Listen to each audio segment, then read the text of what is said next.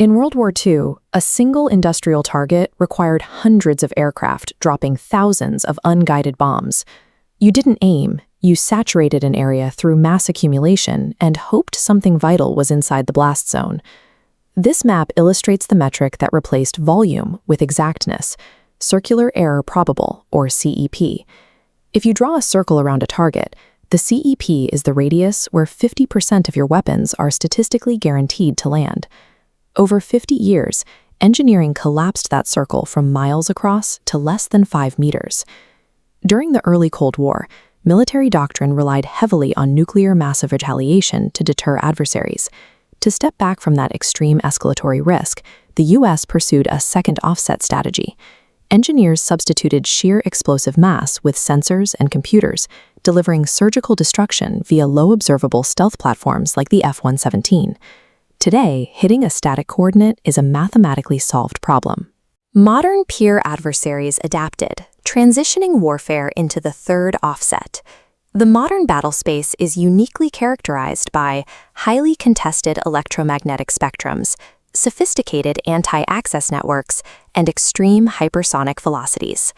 A weapon's lethality is no longer measured purely by its aerodynamics. The true test of modern strategic technology is whether its internal systems can survive, adapt, and accurately strike when entirely isolated from human operators. Early precision weapons relied heavily on laser seekers, tracking a designated dot on a target. But heavy clouds, smoke, or dust break that optical line of sight. To solve this, engineers transitioned to open seeker architecture. This diagram shows a multi-mode, multi-function seeker in action. Descending, it emits millimeter wave radar, a broad spread penetrating thick weather, to locate the target.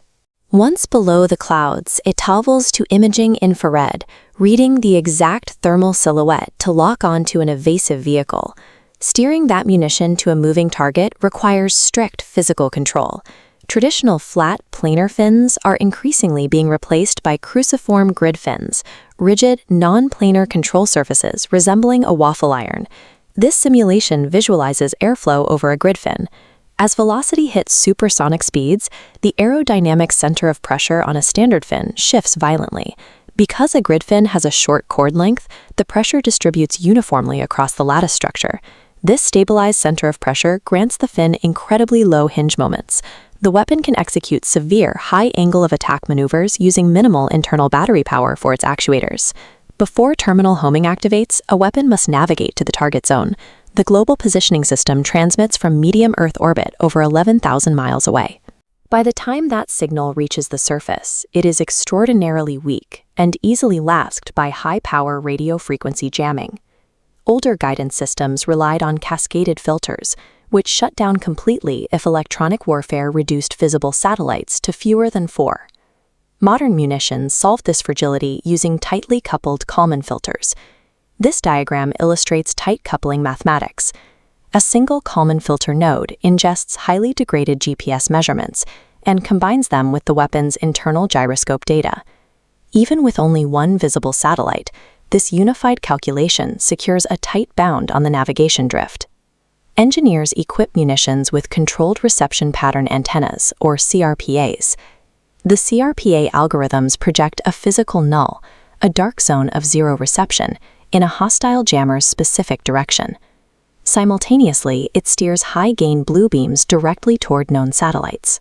Kinematic perfection offers zero advantage if the internal guidance is blinded. Modern lethality relies strictly on this electromagnetic spectrum resilience. Pushing kinematic performance to the extreme enters the realm of hypersonics, flight above Mach 5.5. At these velocities, the primary engineering obstacle is not generating speed, but surviving thermodynamic temperatures exceeding 2,500 degrees Celsius.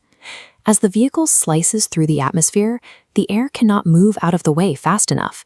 It violently compresses against the leading edges, forming a glowing plasma bow shock. The extreme heat is generated by this rapid compression, not simple surface friction. To prevent the vehicle from vaporizing, engineers use ablative thermal protection systems designed to slowly burn away and shed heat. The underlying structures require superalloys like Inconel X alongside titanium components that must be welded entirely within enclosures, purged with inert gas to prevent oxidization. Propulsion relies on scramjets, which maintain continuous supersonic combustion. If the smooth, laminar airflow along the boundary layer unexpectedly transitions into turbulent flow, the sudden spike in thermal load and aerodynamic drag can instantly destroy the engine.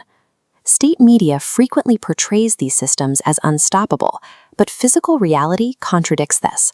Combat data shows Western air defenses successfully tracking and intercepting missiles like the Russian Kinzhal, reducing allegedly invulnerable weapons to shattered debris. Hypersonic velocity drastically compresses a defender's reaction time to mere milliseconds, yet the physics of interception and the reliance on external data links remain tight constraints on their operational performance. The critical flaw of highly networked warfare is its dependency on communication. In a pure conflict, centralized command servers and high-bandwidth data links will be aggressively jammed or severed. The engineering solution is Edge AI. By utilizing onboard application-specific integrated circuits, or ASICs, a weapon processes all of its sensor fusion and targeting logic locally, eliminating the need to communicate with a distant cloud server. This microchip layout shows localized data pathways executing highly specific visual recognition algorithms. Through sub-threshold electrical design and body biasing, these military ASICs achieve a massive 1,000-fold reduction in power consumption, overcoming the physical limits of traditional processors. This low-power computing enables collaborative combat aircraft and small drones to independently identify, classify, and engage targets in airspace, where external GPS and communication links are completely denied. By embedding intelligence directly at the edge, engineers bypass the vulnerability of communication networks. The cognitive burden of identifying a target and initiating a strike transfers from the human operator directly to the algorithm. Modern strategic technology integrates aerodynamic control, strict electromagnetic resilience, thermodynamic shielding, and algorithmic autonomy into a single, highly lethal platform.